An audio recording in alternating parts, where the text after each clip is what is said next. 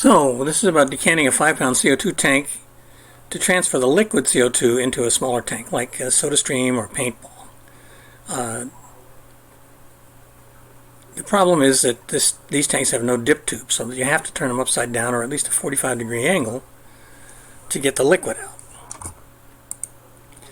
Now, safety is critical here because these tanks are full 1800 psi, thereabouts.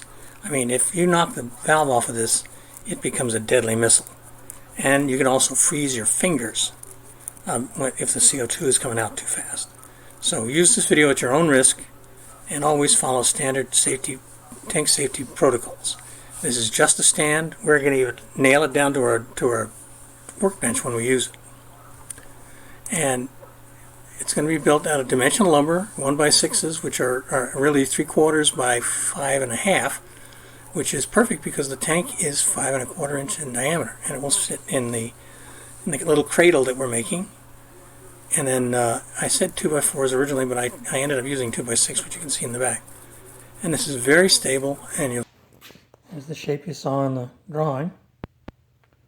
You see the 2x6 in the back there. That gives it really good support because it's exactly the same width as the 6-inch 1x. And there it is.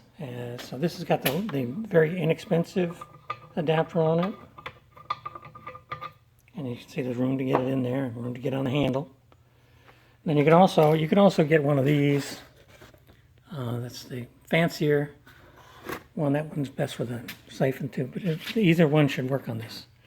And so that's it.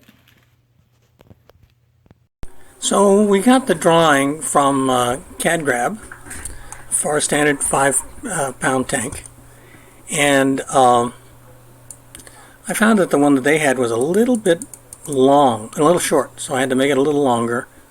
That's not a big deal, and I also beefed up the neck, and then I added clearance for the valve and the stem.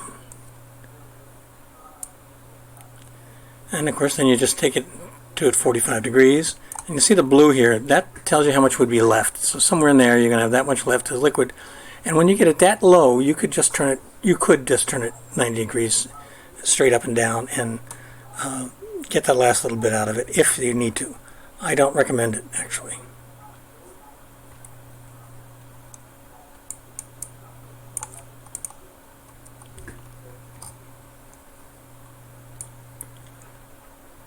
So then I just took dimensional lumber and made a frame, a stand, as you can see here.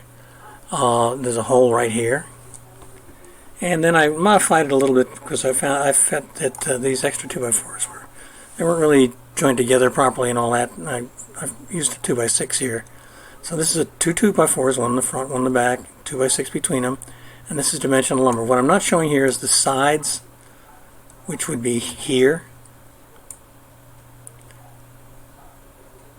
And I don't show the sides on this drawing either, but they would be here and here, and that holds it in. And that's all there is to it. And here's just a little bit more. You can see it's all together with drywall screws. I guess I should have mentioned that. And there's the mounting. And you know, a 1x6 is perfect for this.